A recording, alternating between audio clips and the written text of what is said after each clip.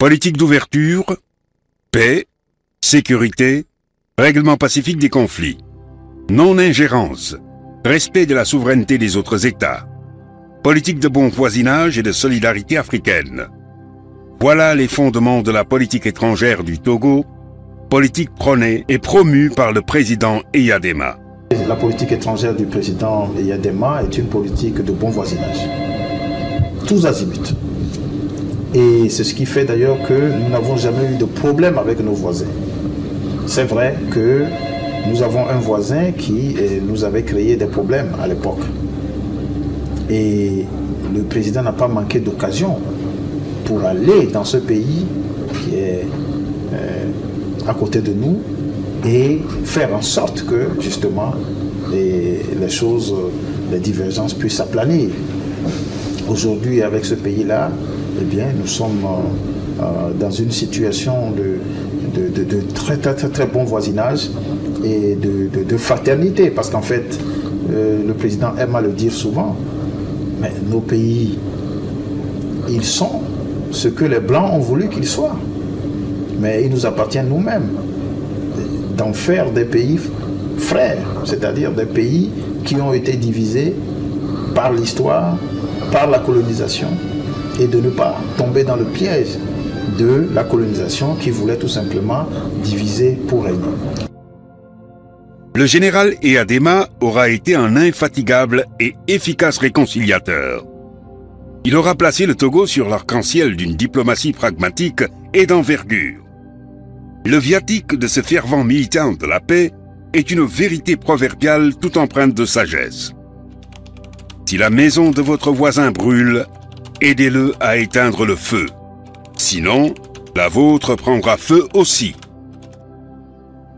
Les initiatives diplomatiques couronnées de succès du président togolais sont si nombreuses que ce serait une gageure de prétendre de les citer de façon exhaustive.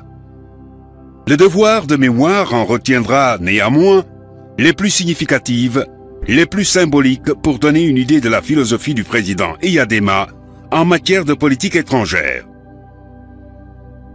À la stabilité interne, la politique du président Eyadema a su faire du Togo un pôle dynamique de la solidarité sous-régionale et régionale. L'idée qui structure sa pensée sur ce plan apparaît dans la sagesse de ce propos du président togolais.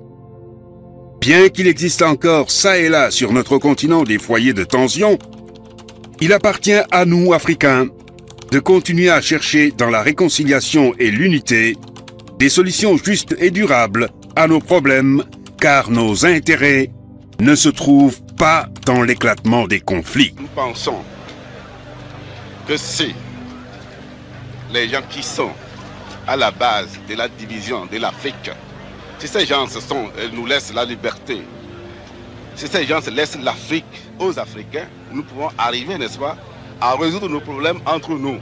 Dès son accession au pouvoir, le général Eyadema s'est dévoué, avec une énergie soutenue, à imprimer des relations de bon voisinage avec le Dahomey, actuelle République du Bénin, et avec le Ghana.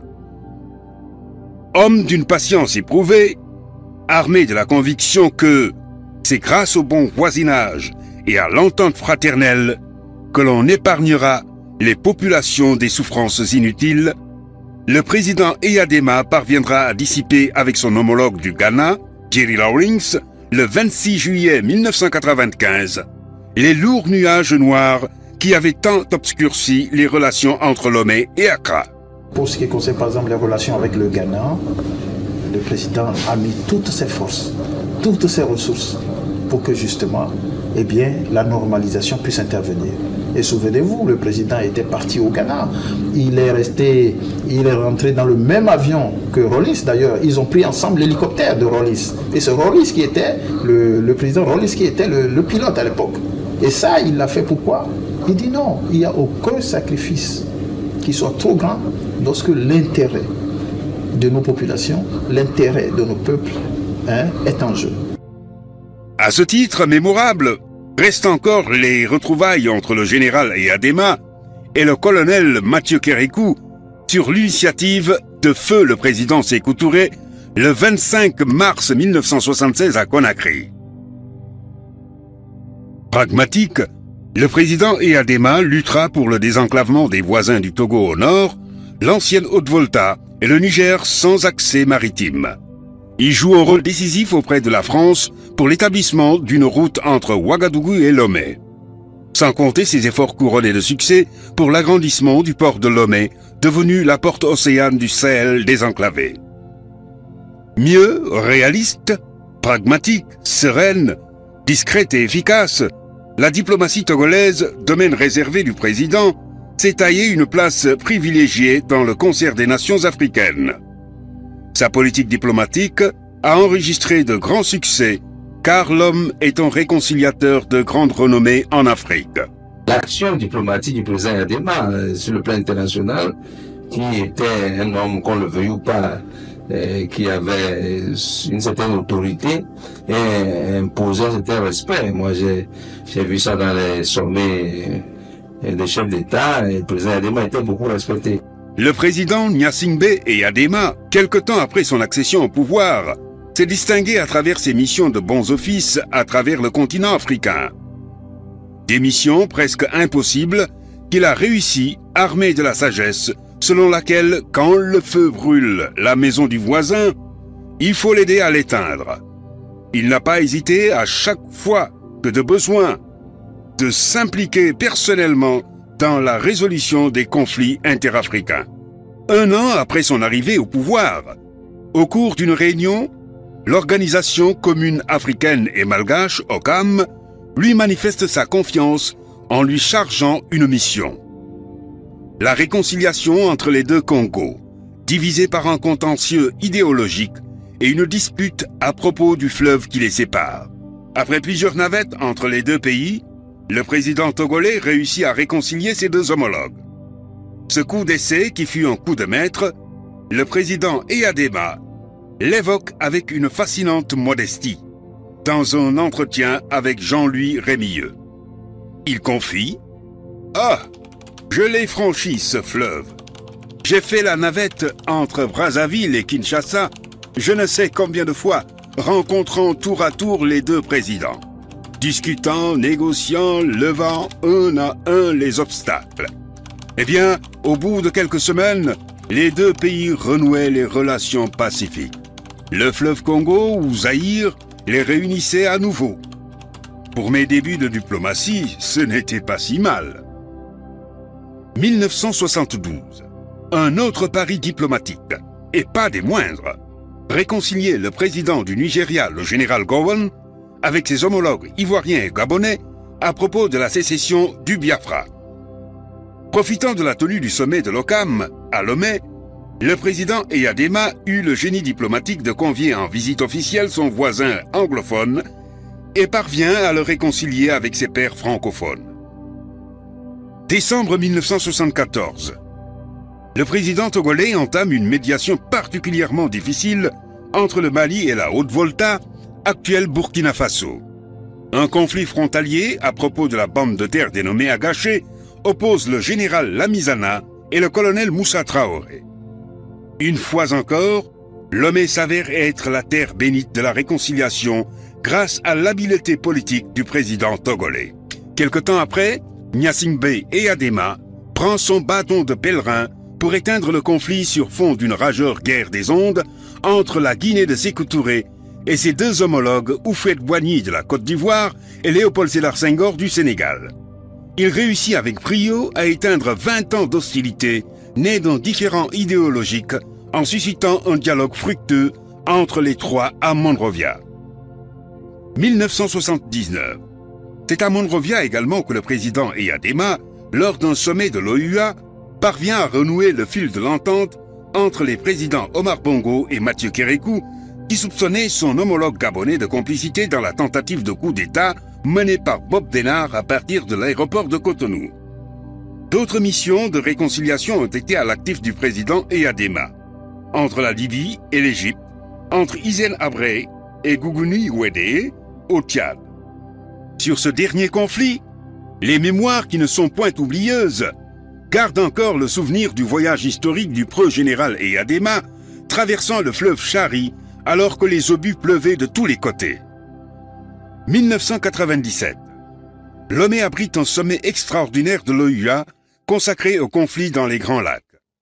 Les efforts du président togolais en faveur de la mise sur pied d'une force interafricaine d'intervention pour la paix et pour la politique de prévention et de gestion des conflits sont fortement appréciés. Le sommet nous a permis de réaffirmer notre volonté politique de faire de l'Afrique un continent plus uni, plus paisible et plus engagé dans la voie du développement et du bien-être de ces populations. Plus récemment, un peu avant d'être rappelé à Dieu, le président Eyadema n'a ménagé aucun effort, aucun sacrifice pour le retour de la paix en Côte d'Ivoire.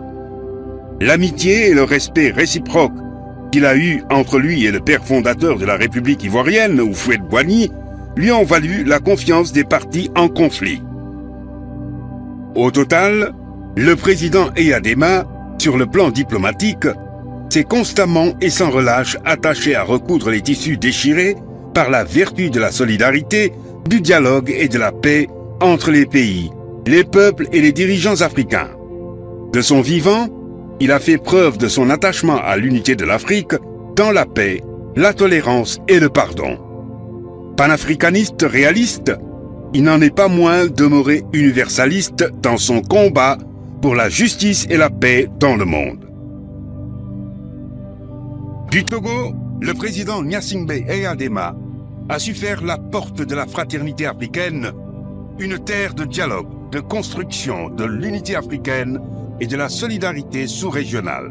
En visionnaire et en homme pragmatique, il a contribué de manière déterminante à donner corps à l'idée de bâtir l'unité africaine à partir de cercles concentriques.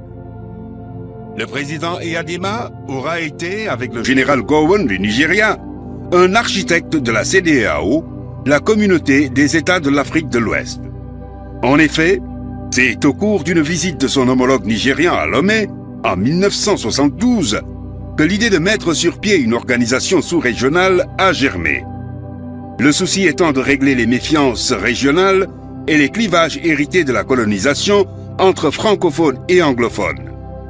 L'embryon de ce qui allait devenir plus tard la CEDEAO, c'est la publication le 1er mai 1972 d'un communiqué annonçant la création d'un ensemble économique commun entre le Nigeria et le Togo, marché ouvert aux autres pays africains. Vous savez qu'il est un des membres fondateurs de la CEDEAO. La CEDEAO qui aujourd'hui, il faut dire la vérité, en train de chercher à faire renforcer l'unité africaine, vous savez, hein, sans distinction anglophone, francophone, lusophone. La part active et déterminante du président Eyadema à la réalisation de cette ambition sous-régionale sera récompensée en décembre 1973 par la tenue d'une réunion constitutive à Lomé avec la présence de 15 pays. 2 ans après, le 28 mai 1975, à Lagos, c'est la signature solennelle du traité constituant la CEDEAO par les chefs d'État et le gouvernement des 15 pays qui s'étaient auparavant réunis à Lomé. 2 mois avant, le 28 février 1975, c'est encore à Lomé, capitale diplomatique par excellence, qu'a été signé le traité qui porte le nom de la capitale togolaise, Lomé I. Ce traité devenu célèbre consacre la signature des accords entre la communauté économique européenne et l'ensemble des ACP, les pays d'Afrique, Caraïbes, Pacifique. Dans quelques instants, les 9 États de la communauté économique européenne et les 46 États d'Afrique, des Caraïbes et du Pacifique vont procéder à la signature de la Convention qui définit pour une période de 5 ans les rapports de coopération commerciale, financière, industrielle et technique entre la communauté et les ACP. Cette première convention sera suivie de Lomé II en 1980, puis de Lomé III en 1985. Chaque convention enregistre de nouvelles additions. Lomé I, Lomé II et Lomé III n'ont fait que conforter davantage le poids diplomatique que le président Eyadema avait su donner au Togo qui avait sous son égide accueilli en 1974 la conférence des chefs d'État de l'Union monétaire ouest-africaine, UMOA, qui a jeté les bases d'un accord monétaire entre la France et les anciens pays de l'AOF. C'est donc logiquement que le choix a été porté sur Lomé pour abriter en 1974 le siège de la Banque ouest-africaine de développement, BOAD. Dans la même année se tient à Lomé, épicentre de la solidarité et de la coopération africaine, la conférence consacrant l'africanisation de l'ASECNA, Agence pour la sécurité aérienne en Afrique. Philippe Descraines, dans Le Monde, du 14 janvier 1974, témoigne. Le Togo est, en effet, le seul pays francophone de cette partie du continent qui ait sérieusement cherché à briser les barrières héritées de la colonisation. Son action auprès de ses partenaires francophones, et spécialement auprès de ceux qui sont membres de la Communauté économique de l'Afrique occidentale, ou CEAO, s'est accompagnée d'un resserrement simultané des liens tissés avec eux. Dans son livre « Les 10 jours qui ont fait